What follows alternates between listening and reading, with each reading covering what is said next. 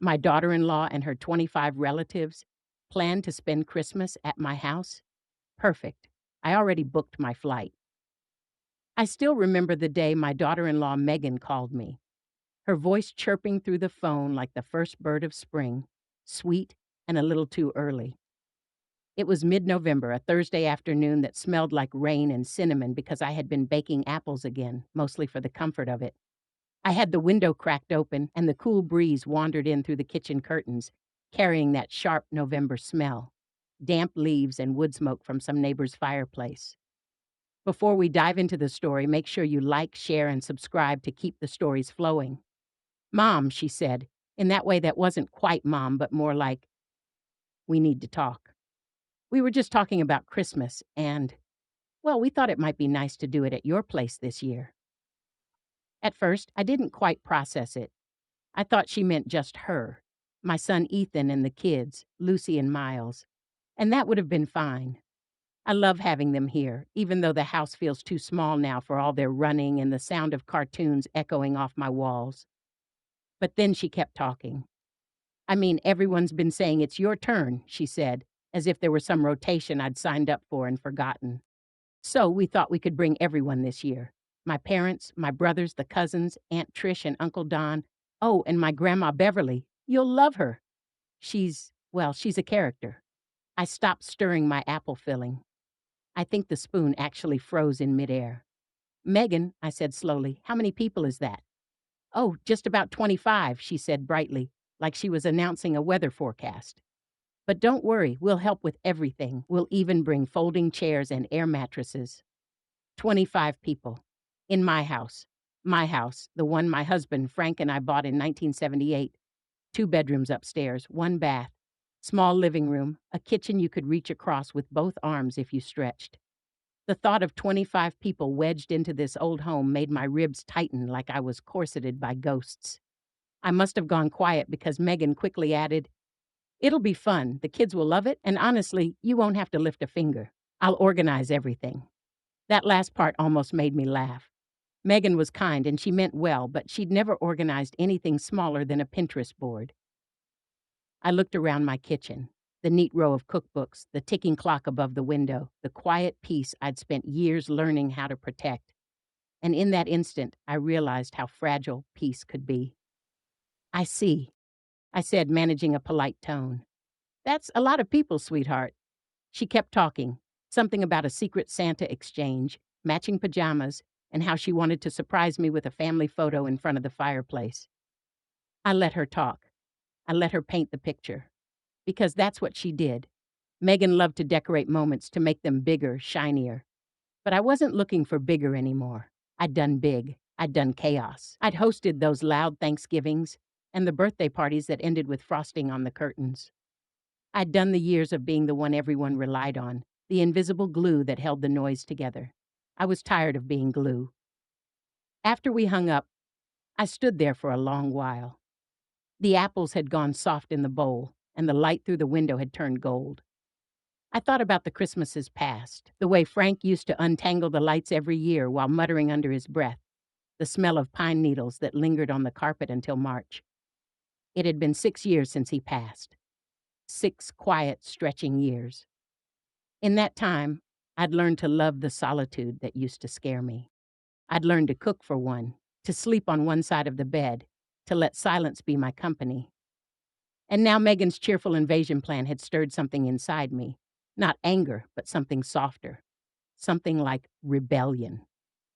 That night, I made myself a cup of tea and pulled out the little blue suitcase from the closet, the one Frank and I used to take on road trips. I wiped the dust off it and smiled. Because here's the thing about getting older. People assume you've settled. They think your roots have sunk too deep to move again. But they forget that sometimes a woman doesn't stop wanting peace just because everyone else wants her presence. So I booked a flight, Christmas week, to Arizona, where my sister Ruth lived with her second husband and their cat that hated everyone. I didn't even hesitate. The idea made me feel lighter, like a secret I could hold in my heart. For the next few weeks, I went about my days as usual. Megan sent me group texts with meal plans, playlists, and head counts that kept growing. Looks like Cousin Brett's bringing his girlfriend now.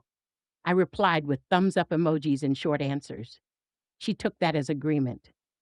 Meanwhile, I started wrapping small gifts, one for each of my grandchildren with little notes tucked inside. I planned to mail them before I left, along with a handwritten letter to Ethan explaining everything. Not an apology, just an explanation, because I didn't owe anyone guilt for choosing peace. December crept closer.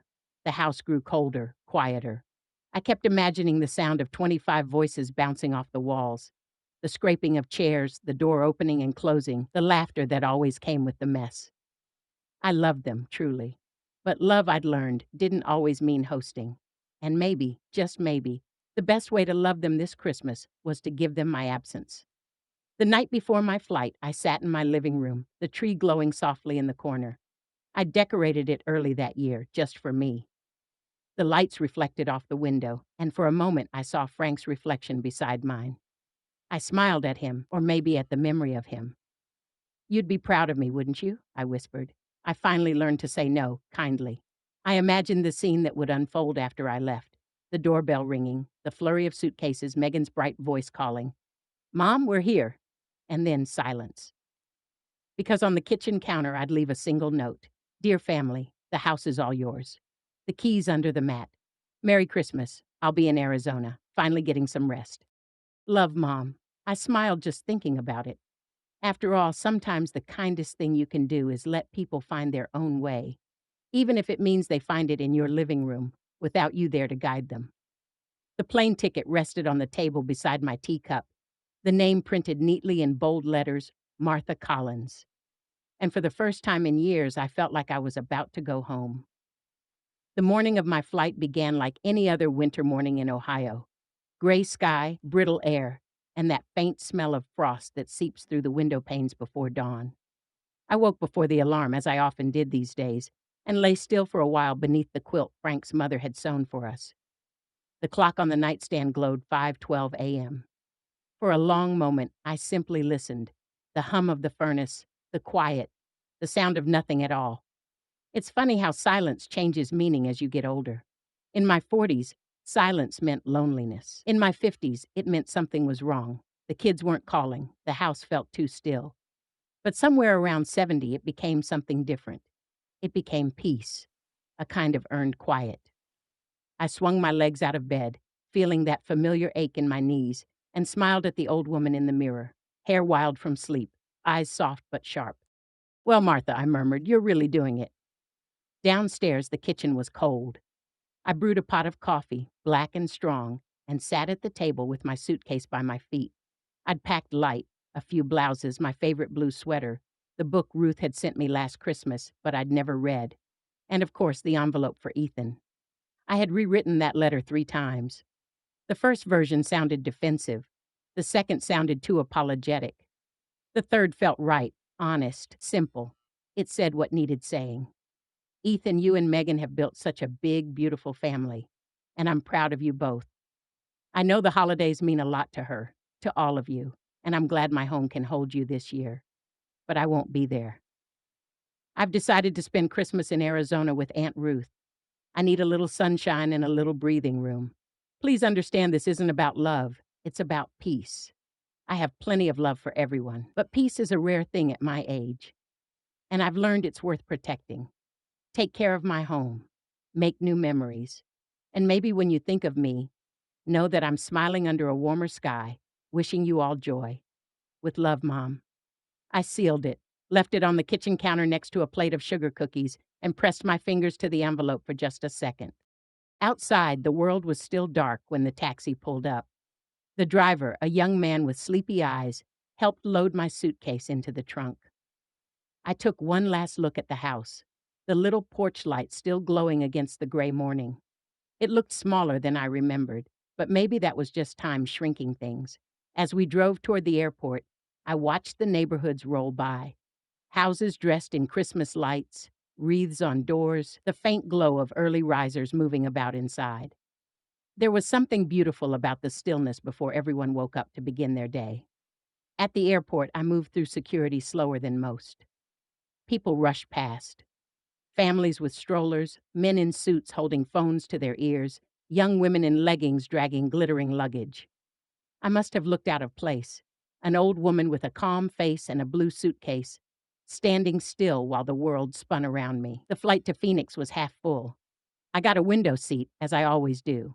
The sky opened up like a promise as we climbed, and I felt the weight of Ohio slide off my shoulders, mile by mile. Below, clouds drifted like soft hills. When you're 73, flying alone feels a little like magic and a little like defiance. People assume you're fragile, but really, you've just learned to move differently, quieter, slower, with more intention. The flight attendant, a kind girl named Abby, noticed me knitting midair. "That's beautiful," she said, smiling as she handed me a cup of water. "Thank you," I said. "It's for my sister's cat. She bites everyone, so I'm hoping this little scarf might soften her up." Abby laughed. "You're the sweetest." I smiled but said nothing more. I wasn't sweet, not really. Just tired of pretending I wasn't capable of wanting something simple for myself. As we neared Arizona, the landscape changed. The white clouds gave way to red earth and sunlight so bright it made me squint. I hadn't seen that much blue sky in months. When I stepped off the plane, Ruth was there, waiting in her wide-brimmed hat and oversized sunglasses like some retired movie star. She spotted me and waved both arms. "Martha, oh, you look just the same." She hugged me tight, and for the first time in years, I felt like a younger sister again. Not a mother, not a widow, just me. Her husband, Hank, was waiting by the car, a big man with gentle eyes.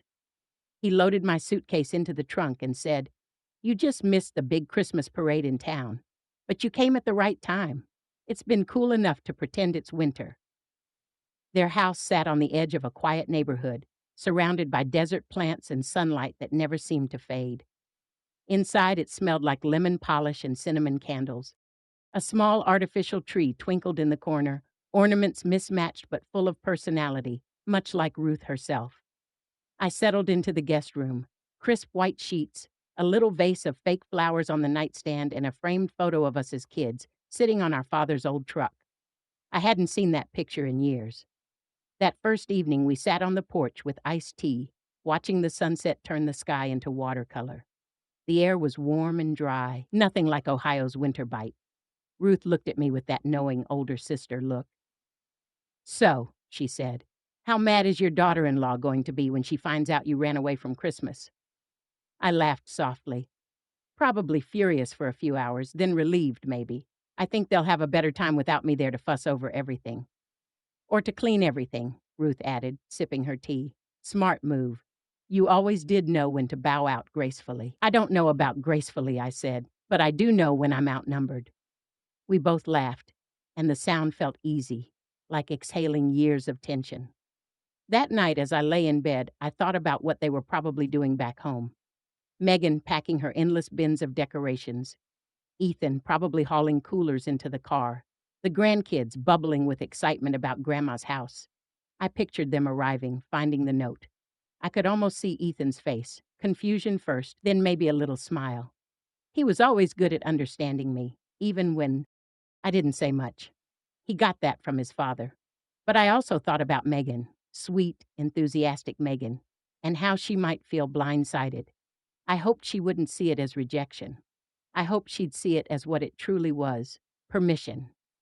Permission to take charge, to host, to build her own version of family tradition without my shadow hovering over it. In my younger years, I'd tried so hard to keep everyone close, to make holidays perfect. The right music, the right dishes, the right smiles. But perfection is heavy. It weighs down the joy.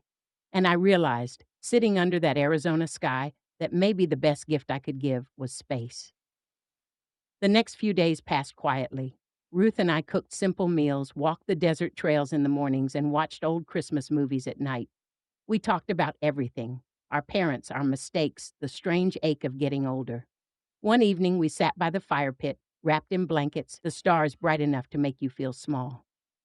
Ruth poked the fire with a stick and said, "Do you ever get tired of being the reasonable one? The one who always makes the right choice?" I smiled into my cup of cocoa. "Sometimes, but I think that's how I survived. You remember how loud our house was growing up? If you didn't stay calm, you'd disappear into the noise." She nodded. "You always were the quiet one, but quiet doesn't mean weak." That stayed with me. On Christmas Eve morning, my phone buzzed with a text from Ethan.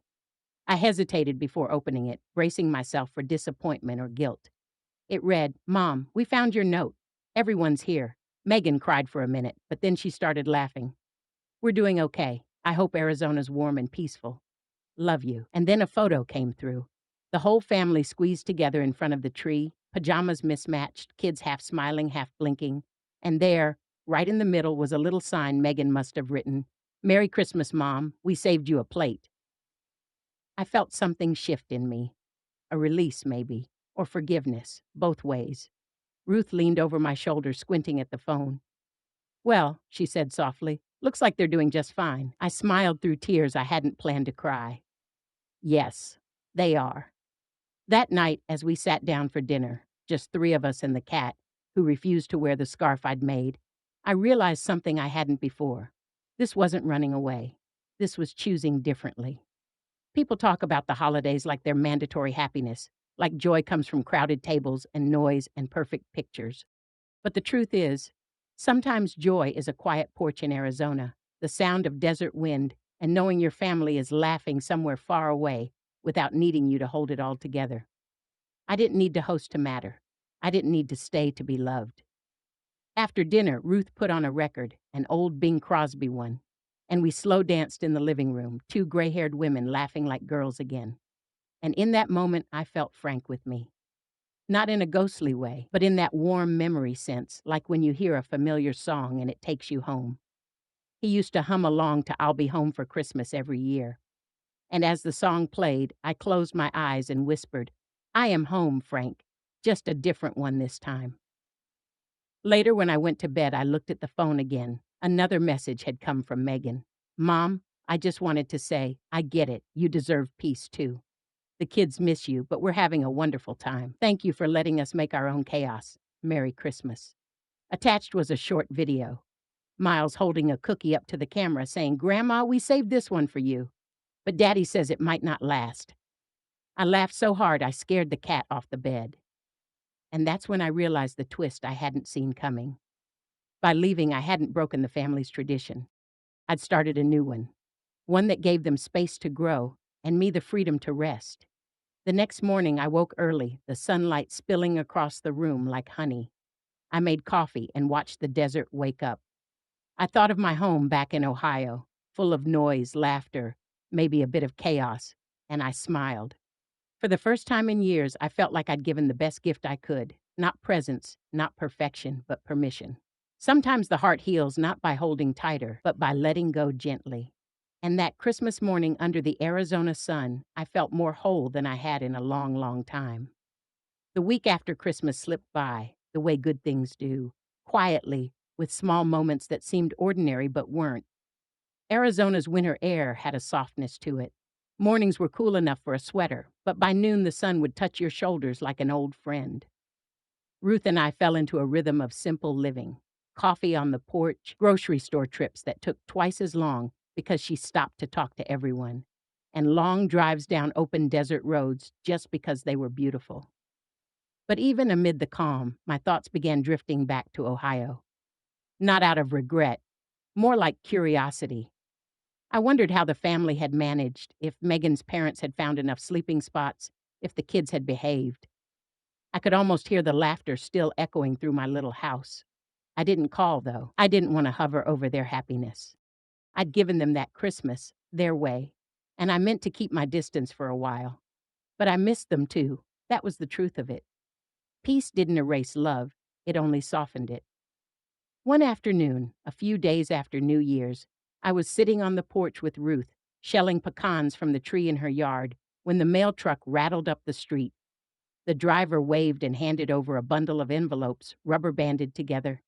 "Looks like you've got fan mail," Ruth teased. We sorted through the stack, bills, catalogs, a card from an old church friend, and then I saw them. 3 letters, each addressed in familiar handwriting. One from Ethan, one from Megan, and one written in the wobbly print of my granddaughter, Lucy. My throat tightened. I took them inside and made tea before opening the first one, Ethan's. His handwriting hadn't changed since high school, still a bit crooked but steady. "Mom, I don't know if you'll get this before you come home, but I wanted to tell you that Christmas went better than we could have imagined. Megan was overwhelmed at first, but once everyone settled in, she turned into this incredible hostess, cooking, decorating, organizing games. You would have been proud. The house survived, by the way. We took care of it. We even managed to fix that leaky faucet in the bathroom. I think Frank would have laughed at us all trying to figure it out together. I know why you left, Mom, and I respect it. I didn't say it then, but I think I understand better now. Maybe it's because I've started to feel that same pull sometimes, that need for quiet when life gets too loud. You've always had a way of knowing when to step back without stepping away. We missed you, but your note, that calm, simple message, changed something for us. It reminded me that Christmas isn't about being together at all costs. It's about letting love stretch far enough to reach even when we're apart. Come home when you're ready. No rush. The kids keep saying Grandma's house smells like cinnamon and secrets, and they can't wait to see you again. Love, Ethan. I set the letter down and pressed my fingers to my lips, feeling that deep ache that sits somewhere between joy and longing. Frank used to write like that. Steady, thoughtful, without wasting words. The second letter was from Megan. I hesitated before opening it, afraid it might carry guilt or reproach. But when I unfolded the paper, I found none of that, only tenderness. Mom, I've rewritten this letter 3 times, and none of them said what I meant. So I'll just say this. Thank you. At first, I was so hurt when we found your note. I thought maybe I'd done something wrong that you didn't want to be with us. But as the week went on, I started to see it differently. You gave us something I didn't even know we needed, a chance to figure things out on our own. And you were right. We did make chaos. Big, beautiful chaos. Your house looked like a snow globe exploded. We cooked too much, broke 2 plates, burned 1 batch of cookies, and laughed harder than we ever have. It wasn't perfect, but it was ours. I realized that I've been trying to recreate the kind of holidays Ethan had growing up, the ones you made so magical. But maybe it's time we start building our own version. You showed me that by stepping aside with grace. I love you for that. And I hope one day I'll be wise enough to know when to do the same for my kids. Love, Megan. The words blurred as I read them, my eyes full of tears I didn't bother to wipe away. Then came the third letter, from Lucy, age 9. Dear Grandma, Daddy said you went to Arizona for Christmas because you needed sunshine. I hope it worked.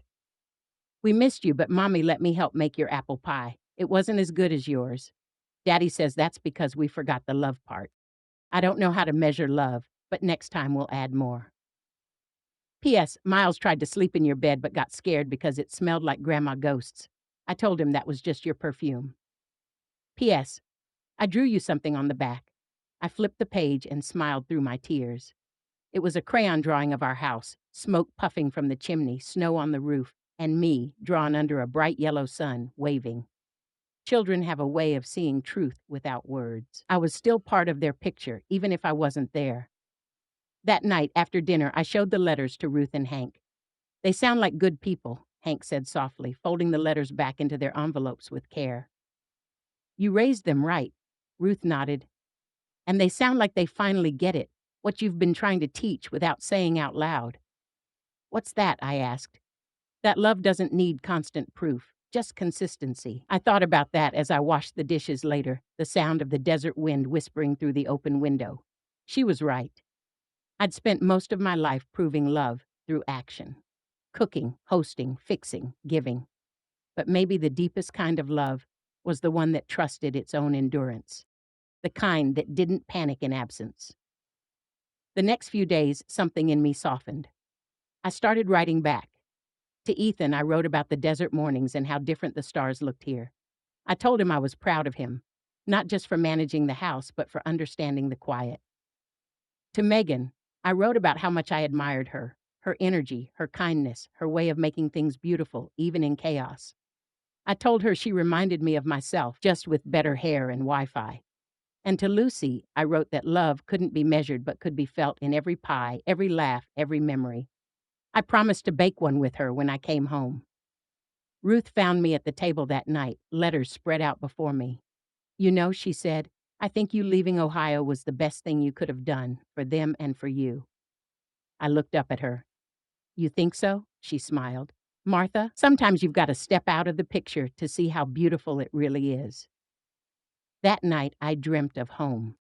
Not in a longing way, more like visiting an old friend. I saw the living room, warm with lamplight, the faint smell of pine and sugar. And Frank was there, sitting in his old chair, looking at me with that patient smile of his. You did good, Martha, he said. You finally stopped trying to hold the whole world together. When I woke, the dream lingered like a melody you can't quite shake. The next morning, I asked Ruth if she wanted to take a drive up north. Just a day trip. We ended up at a quiet canyon overlook, wind sweeping across the rocks. I stood there, hair whipping around my face, and realized something I hadn't before. I didn't have to rush home. But I wasn't running away anymore either. I was resting, preparing for whatever came next. The thing about peace is, it's not a permanent place. It's a season, like winter or spring. It comes when you need it and leaves when you're ready to start moving again. That evening, my phone buzzed again. A photo came through. Megan and Ethan sitting on the couch with the kids. They were holding up a new sign. Next year, Arizona? I laughed until I cried. I could almost hear Frank's voice in my head, chuckling. Careful what you wish for, sweetheart. I showed Ruth the message. She laughed, too. Guess you'd better warn the neighbors, she said. Your piece might get a little crowded. But I didn't mind. The idea didn't scare me, because it wasn't about being alone or together. It was about choice. For so many years, my life had been built around what others needed. Hosting, helping, keeping everything steady, and I didn't regret it. Not one bit. But I finally understood that sometimes the most generous thing you can do is choose yourself, even for a while. The letters reminded me of that. They reminded me that love grows better when it's not smothered. That night, I sat outside under the stars again, wrapped in a blanket, and whispered a quiet thank you to the sky. For the lesson, for the peace, for the second chances that come even in your 70s.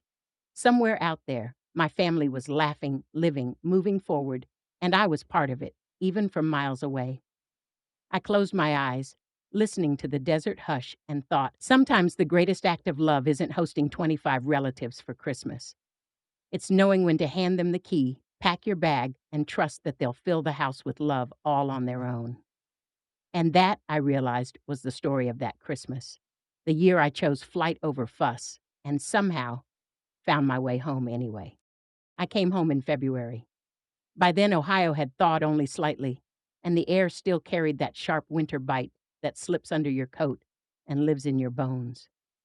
The flight from Arizona was long, but calm, and I spent most of it staring out the window, watching the sky change from gold to gray. Ruth cried at the airport when she dropped me off. Don't you dare go back to hiding in that house all by yourself, she said, pointing a red-lacquered fingernail at me. I smiled. I'll try not to, but I can't promise I won't enjoy the quiet again. She laughed and hugged me tight. You always were half solitude, half sunshine. Don't let either one swallow the other. I thought about that on the plane. Half solitude, half sunshine. Maybe that's what I had been learning to balance all along. When I landed back in Ohio, the airport smelled like coffee and melting snow. I pulled my blue suitcase off the carousel, the same one that had carried me toward peace just a few months earlier. It felt lighter now, though I hadn't taken anything out. Funny how a suitcase can hold the same clothes but carry different weights, depending on what you're bringing home inside yourself. Ethan offered to pick me up, but I'd told him no. I wanted that first glimpse of my house to be just mine, unshared, unhurried. So I called a taxi again, like the morning I'd left. The driver was older this time, gray hair under a ball cap, kind eyes that met mine in the rearview mirror. Coming home from vacation, he asked. Something like that, I said, smiling. We drove through town past the familiar streets that looked both the same and slightly changed. A new coffee shop where the old bookstore used to be, Christmas decorations still clinging stubbornly to some front porches. Life keeps moving, even when you step out for a while.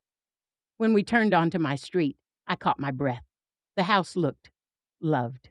Not perfect, not the tidy kind of love that comes from weekly dusting and careful order, but the lived-in kind. There was a small snowman slumped in the front yard, a few footprints frozen in the thin layer of ice near the steps.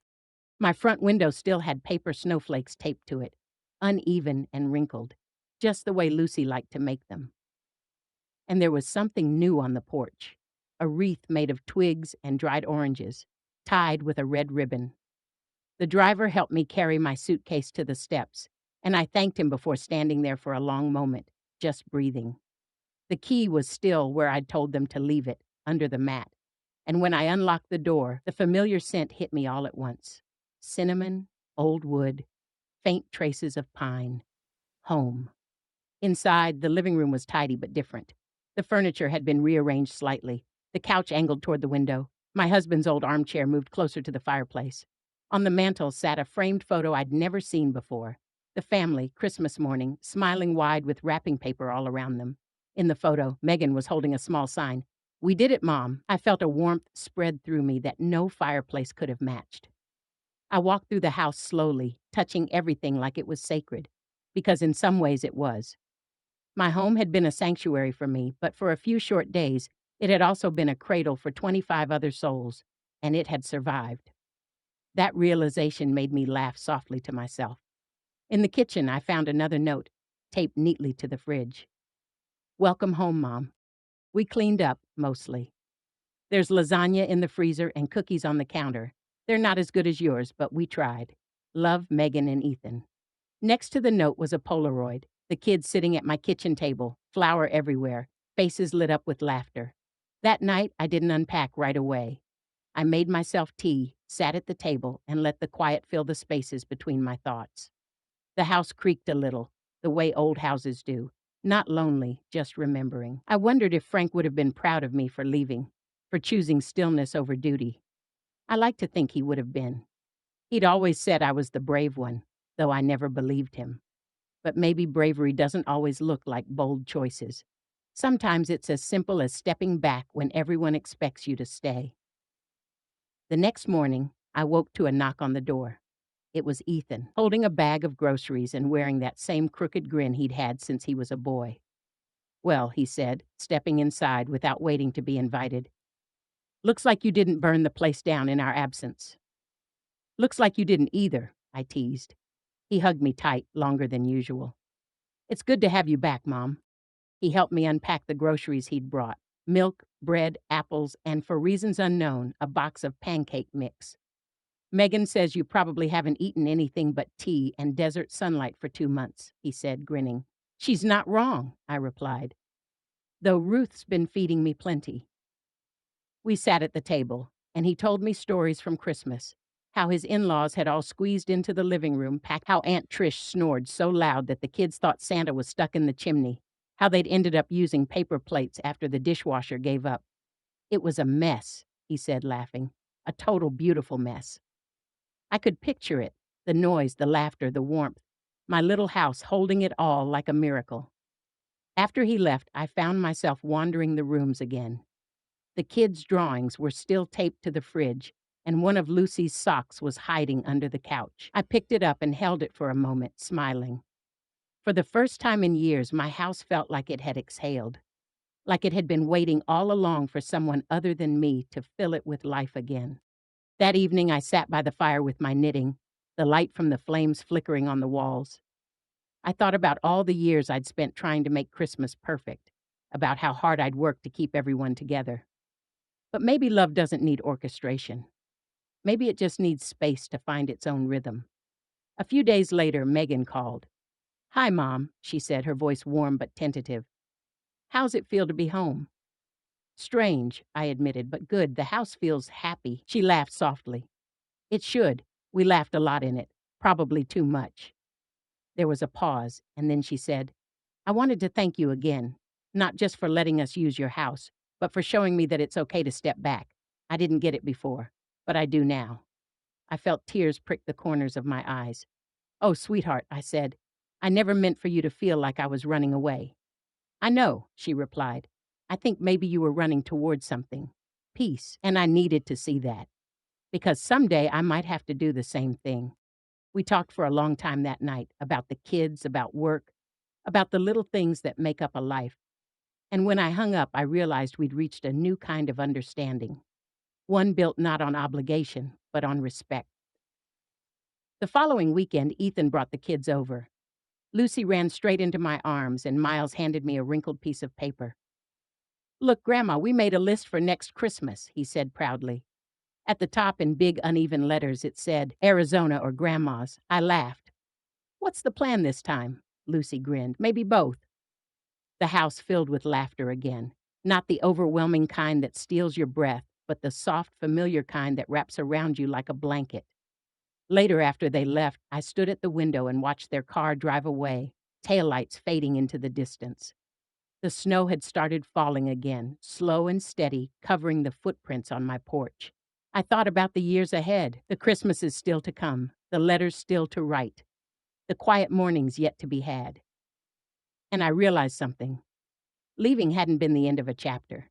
It had been a turning of the page. My story, our story, wasn't about escape or distance. It was about trust, about letting the people you love find their way and trusting that they'll carry a piece of you with them wherever they go. That winter night, I sat by the fire again, my blue suitcase tucked neatly back in the closet. It wasn't just luggage anymore. It was a symbol of choice, of courage, of a woman finally learning that her worth wasn't measured by how much she gave, but by how deeply she could rest in her own peace. As the flames flickered low, I whispered softly into the stillness, "Thank you, Frank, for teaching me how to let go without losing love." And for the first time since that phone call in November, I felt completely at home, not just in my house, but in my heart. It's a strange thing, the quiet that follows a decision. You think it'll feel like silence, empty, echoing, but instead it hums. Life keeps whispering underneath it. That spring after I came home from Arizona, the hum returned. The snow melted, the robins came back, and I found myself outside more, tending to the garden, sweeping the porch, talking to neighbors I hadn't shared more than a wave with in years. For the first time in a long time, I wasn't waiting for the next family gathering, the next holiday, the next duty. I was just living. Every morning I made coffee and sat by the window, notebook in hand. I started jotting down small memories, not the big milestones, but the quiet ones. Frank teaching me how to parallel park in 1979. Ethan at age 10, building snowmen that always leaned to the left. The first time I met Megan, nervous and bright-eyed, clutching a store-bought pie like it was a peace offering. Those little moments became my new ritual, a way of tending to time, like pruning a rosebush. I didn't realize it at the time, but I was rewriting the story of my own life, not the way it looked from the outside, but the way it felt from the inside. One afternoon in March, I got a call from Megan. "Mom," she said, "how would you feel about us stopping by next weekend? The kids have been begging to see you." I smiled. "I'd love that." "Good," she said, sounding relieved. "But only if we can bring dinner. I promised Ethan I wouldn't let you do all the work again." "Deal," I said. When they arrived that Saturday, the house filled up with sound again. Laughter, footsteps, chatter. But this time it didn't feel like an invasion. It felt like music returning to a room that had learned to appreciate silence first. Megan brought her famous chicken pot pie, the crust too thick but perfect in its imperfection. And the kids raced around the living room with the kind of energy that made the floorboards creak like old bones remembering how to dance. At one point, Lucy tugged my hand. "Grandma, can we see your suitcase?" "My suitcase?" I asked, puzzled. "The one you took to Arizona. Mommy said that's your magic suitcase. The one that makes you brave." I laughed softly. "Is that what she told you?" Lucy nodded solemnly. "Uh-huh. She said sometimes grown-ups need to pack a little peace." Her words hit me like sunlight, out of the mouths of babes, as they say. I fetched the suitcase from my closet, still neatly folded inside with the small note Ruth had tucked in before I left her house. "Come back whenever you forget who you are." Lucy ran her fingers along the zipper. "It smells like sunshine," she whispered. "Maybe a little," I said. It carried me to a place that reminded me how to breathe. After dinner, when the kids were playing and the dishes were stacked, Megan sat across from me at the table. "I've been thinking about next Christmas," she said carefully. "And before you panic, no. We're not bringing everyone back to your place." I chuckled. "Well, that's a relief." She smiled. "But we did talk about maybe doing something different, somewhere new. The kids want to see snow again, so we thought maybe a cabin, just us. Unless, of course, you want to host again." I sipped my tea before answering. Sweetheart, I'll go wherever the love is, not wherever the plans are. She reached across the table and squeezed my hand. I hope when I'm your age, I'm that wise. Wisdom, I said, is just a fancy word for learning things the hard way. We laughed, and something between us softened. The unspoken distance that had once existed between mother in law and daughter in law melted away like the last patches of winter snow. Over the next few months, life settled into a gentle rhythm. I joined a book club at the library, started volunteering once a week at the local food pantry, and even took a watercolor class, something I'd always said I was too busy for. At first, I felt out of place among the younger women with their sleek sketchbooks and iPads. But the instructor, a man named Howard, who wore paint-stained jeans and patience like armor, told me something that stayed with me. Watercolor's just like life, he said. You can plan all you want, but it's the parts that bleed and blur that end up the most beautiful.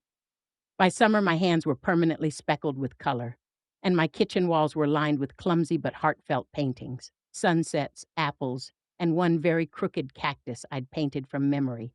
Ruth called often. So, she said one afternoon, are you keeping the Arizona Christmas invitation open? Hank's already practicing his Santa laugh.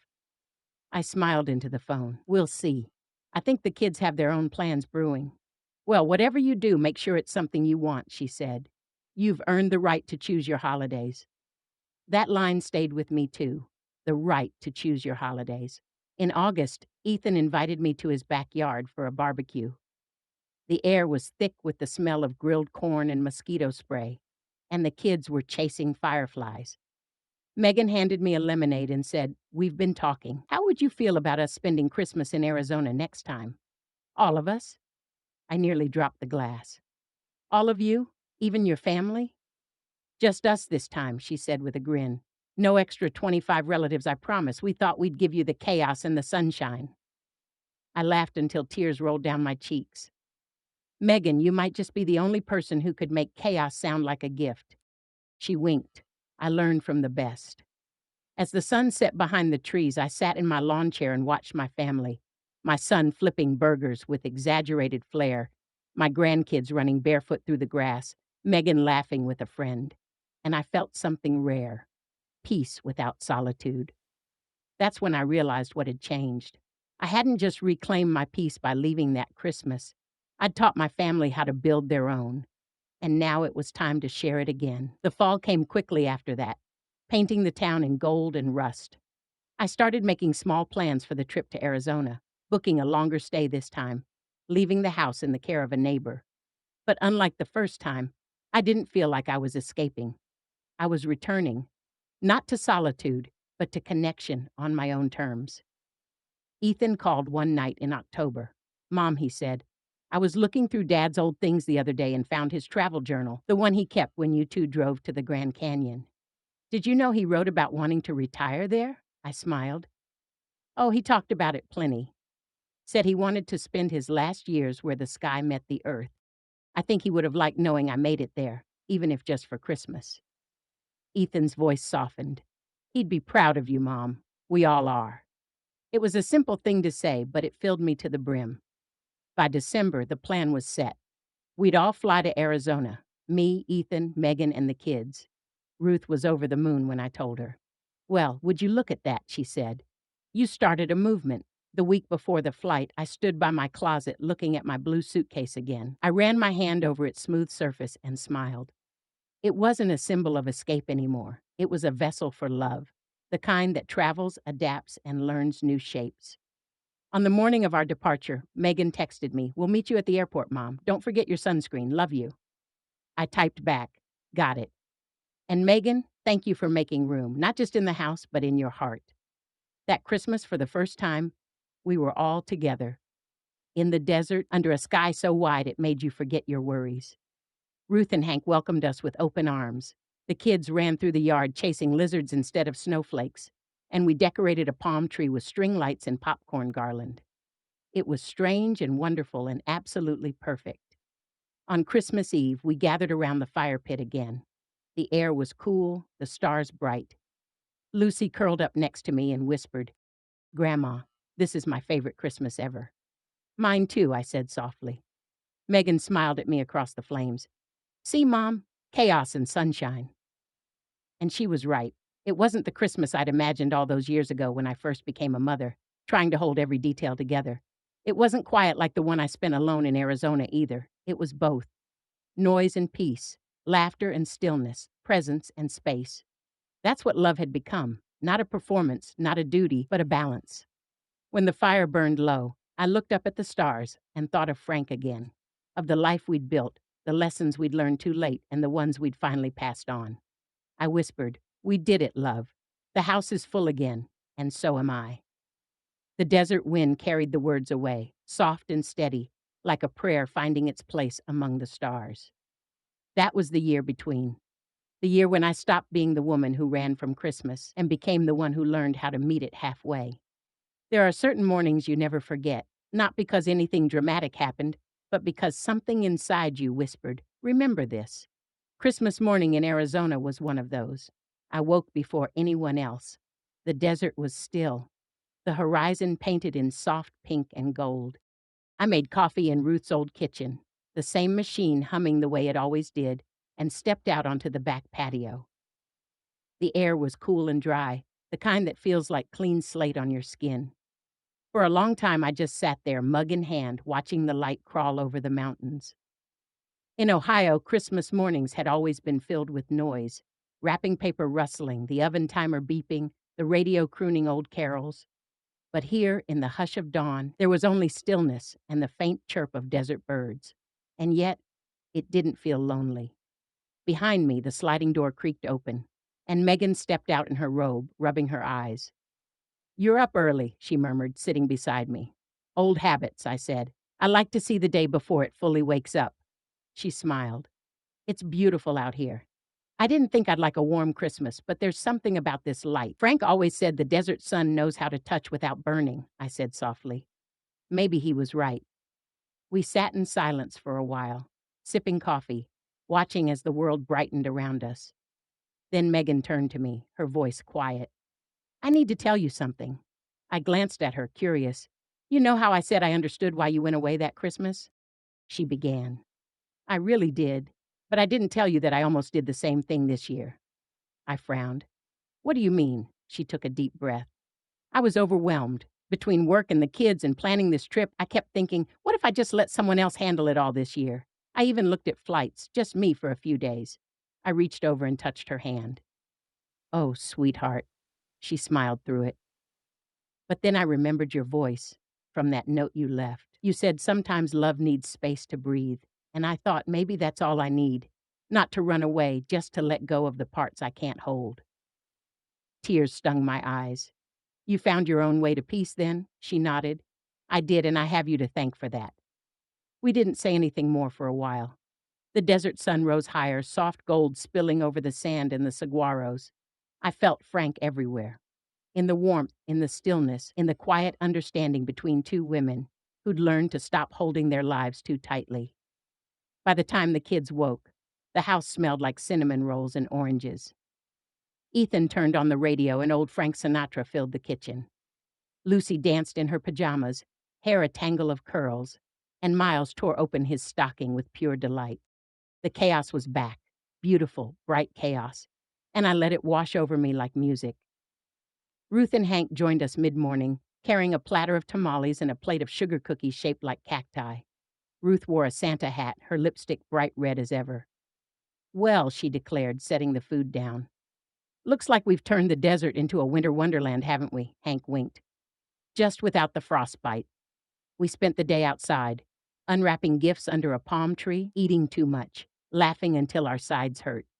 The kids made sand angels in the yard, and even Megan joined in, her laughter echoing against the rocks.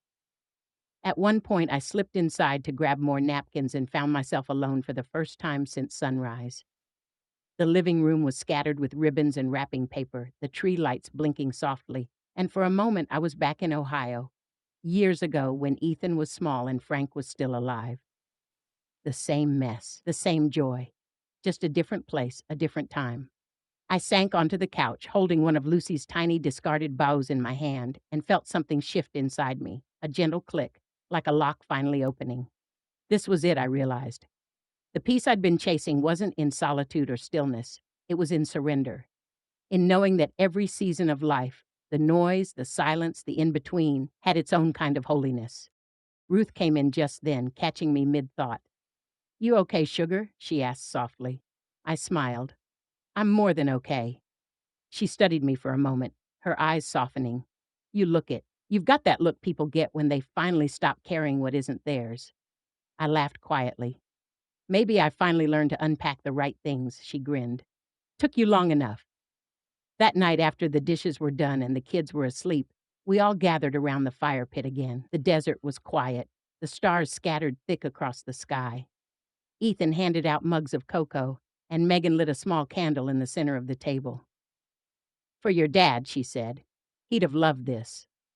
I nodded, swallowing the lump in my throat. He would have been grilling steaks and telling bad jokes by now. Everyone laughed, and for a moment it felt like he was right there among us, not as a ghost, but as a presence woven through the warmth and the laughter. Lucy crawled into my lap, half asleep, and whispered, Grandma, do you think Grandpa can see the stars too? I kissed her forehead. I think he is one, sweetheart. Maybe the brightest one up there. She looked up at the sky, searching. Then he's watching us. I believe he is, I said. We all fell quiet then, the kind of quiet that isn't empty but full. The fire cracked softly, and the air smelled like smoke and pine and something sweet I couldn't quite name. After everyone drifted off to bed, I stayed outside a while longer. The fire had died down to glowing embers, and the sky stretched endlessly above me. I thought about that first Christmas, the one I'd skipped, and how much guilt I'd carried. I thought about how, for so long, I believed my family needed me to hold everything together, when all they really needed was for me to be whole. And I thought about Megan, the woman who'd once been just my daughter-in-law but had become something more. A friend, a mirror, a lesson. That night, I whispered into the quiet, Thank you for finding me, even when I left. The stars seemed to shimmer a little brighter, as if answering back. The next morning, Ruth made pancakes and told stories about her younger days, and the kids listened with wide eyes. Hank took Ethan to see a local car show, and Megan and I spent the afternoon walking through the desert trails, the air crisp and golden. We didn't talk much, but every now and then she'd glance at me and smile, the kind of smile that said everything words couldn't. When we returned, the sun was setting again, painting the sky in shades of rose and lavender. The kids were roasting marshmallows, and Ruth was humming along to an old tune on the radio. Ethan handed me a small box wrapped in gold paper. We got you something, Mom. I opened it carefully, and inside was a delicate necklace, a tiny silver airplane charm. Megan said, So you'll always remember that the best journeys aren't always planned. Tears welled up before I could stop them. It's beautiful, I whispered. Lucy tugged at my sleeve. It's so you, Grandma. You're like the flying lady now. We all laughed, and I hugged them close, feeling the warmth of their bodies, their laughter, their love, all of it like sunlight after a long winter. That night, as we packed up leftovers and folded blankets, Megan said quietly, You know, Mom, I think this might be our new tradition. Not the where, but the how. Just being together wherever we land. I nodded. That sounds perfect. And I meant it. Because maybe that's what family really is, not the walls we gather inside or the rules we keep, but the willingness to keep showing up even when the story changes. When I went to bed that night, I left the curtains open so the moonlight could spill across the room. I fell asleep watching it stretch over the sand, thinking how much life feels like that. Bright one moment, quiet the next, always finding a way to glow. Christmas ended quietly, without fanfare. No big goodbyes, no tears. Just promises to see each other soon, hugs that lingered a little longer, and the knowledge that something had healed, not just between us, but within us. On the flight home a few days later, I sat by the window again. The sky was cloudless, a pale blue stretching forever. I looked down at the desert shrinking beneath me and smiled. For the first time in my life, I wasn't dreading what waited for me at home. My house, my quiet, my peace. Because now I knew it wasn't a choice between solitude and family. It was learning to carry both. The necklace around my neck caught the light as I leaned back, and I whispered to myself, Perfect. Just perfect. The plane hummed softly beneath me, carrying me forward. Toward Ohio, toward spring, toward whatever came next. It's strange how the smallest things can bring the biggest memories rushing back. For me, it was the sound of rain. The following spring in Ohio, it rained for weeks. Soft, steady showers that drummed against the roof and made the air smell like earth and old wood. I'd left my suitcase open in the hallway after returning from Arizona, half unpacked, as if part of me wasn't quite ready to close it yet. One gray morning, I sat at my kitchen table, tea steaming beside me, and realized something. I hadn't written to Frank in over a year. That used to be my ritual. After he passed, I wrote him letters in an old leather journal. Simple things, really. Updates about Ethan and the kids, the weather, my little triumphs and failures. It wasn't that I thought he could read them. It was just that writing to him made me feel like I was still part of our story. I opened the journal that morning, the one with his initials embossed on the cover, and flipped past pages of years gone by. Birthdays, holidays, random Tuesdays where I'd told him I missed his bad jokes. The last entry was dated 2 Christmases ago, the one I'd left, the one I'd spent under an Arizona sky, alone but alive. I smiled sadly at the memory. Then I picked up my pen. Dear Frank, I don't know where to begin this time. Maybe I'll start with a confession. I finally understand what you meant all those years when you said, the best part of building a life isn't the house itself. It's what happens inside it. Do you remember that fight we had back in '88 when I wanted the fancy new dining set and you said we didn't need more wood to hold our meals, just more grace to hold our family? I thought you were being cheap at the time. Turns out you were just wise. The house is still standing, by the way. A few scuffs here and there, but it's loved again. Really loved. Ethan and Megan filled it to the brim that Christmas I missed. I used to feel guilty about leaving them, but now I see I gave them something better than my presence. I gave them permission to find joy without waiting for me to make it perfect. And they did, Frank. They really did. I paused then, watching the ink bleed slightly into the paper, the words soft around the edges, like my memories of him. The rain fell harder outside, and I could almost hear his voice saying, See, Ellie? The sky knows how to cry without falling apart. I smiled and kept writing. We spent Christmas in Arizona this year, all of us. Ruth and Hank opened their home, and the kids decorated a palm tree instead of a pine. You would have loved it. Lucy made sand angels and said the desert was just snow that forgot to melt. And Ethan, our boy, he's got your laugh now, the kind that fills the room without trying. Sometimes, when he smiles a certain way, I see you there. Not in a ghostly way. More like you never left. You just learned how to stay in pieces of us. I think I've stopped chasing peace, Frank. It's not something to find, it's something to live. It's in the noise, the laughter, the soft mornings, and yes, even the lonely nights. You'd be proud of me, I think. I finally learned how to rest without feeling like I'm wasting time. I set the pen down and closed the book halfway, tracing the worn leather cover with my fingertips. That's when the phone rang. It was Megan. Mom, we've been talking about maybe visiting you this summer. Not the whole crew this time, just us. Maybe we can help you with the garden? I could hear the sound of dishes clinking in the background, kids laughing somewhere far off. I'd love that, I said. The roses could use some company. Perfect, she said. Oh, and Mom? Yes? Lucy wants to know if you'll tell her the story again when we come, the one about how you ran away for Christmas. I laughed softly. Tell her I'll make hot chocolate for it. After we hung up, I sat for a long time, listening to the rain. Then I picked up the pen again. Frank, did you know she calls it that?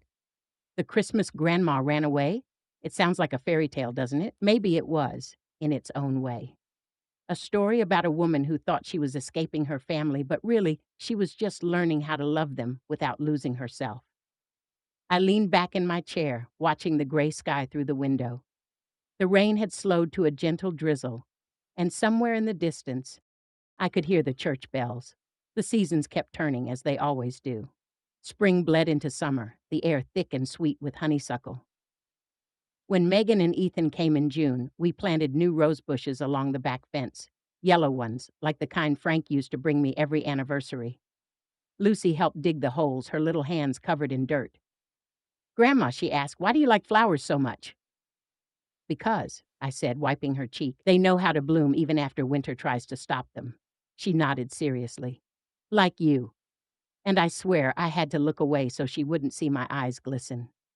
That summer was golden. Long, warm days filled with laughter, barbecue dinners, and evenings on the porch watching fireflies.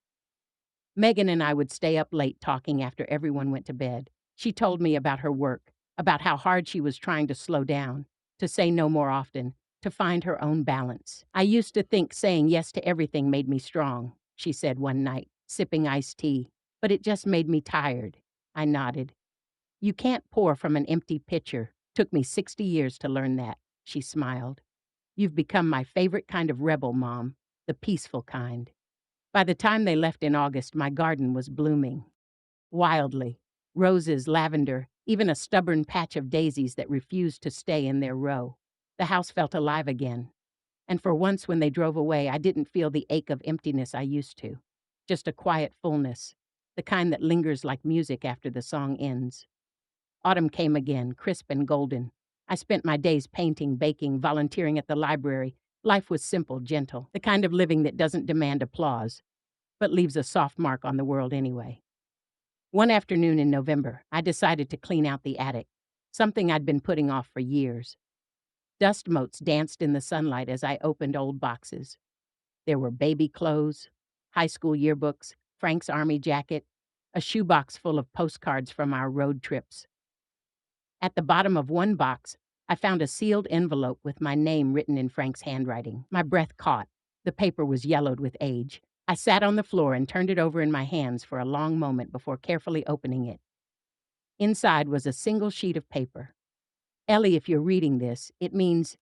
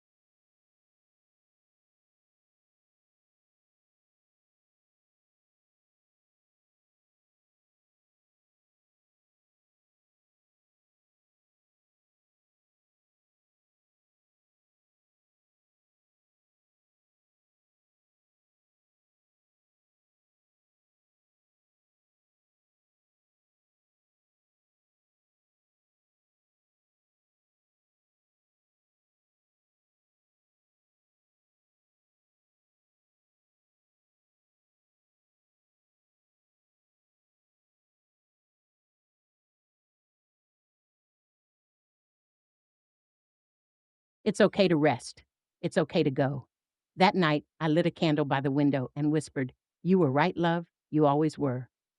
When Christmas came around again, Megan called and said, We're keeping it small this year. Just us. Would you like to come? I smiled into the phone. I'd love to. But how about this time? You all come here? The house has been asking for a little laughter. And they did. It wasn't a grand Christmas.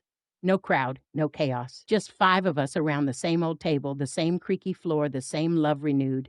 Lucy helped me bake cookies. Miles read from a storybook. And Megan brought out her new camera to take a family photo in front of the tree. Everyone say peace, she said, grinning. And we did. When the shutter clicked, I thought to myself, this is what it means to come home. That night, after everyone was asleep, I stood by the window watching the snow fall. The world was quiet again, soft, still, forgiving. I touched the little airplane charm at my neck and smiled. The journey was over and ongoing, both at once. I whispered to the house, to the stars, to Frank, to all of it. Perfect, just perfect. And for the first time in all my Christmases, I didn't feel like I was waiting for anything more. Just peace, warm and whole, exactly where I was.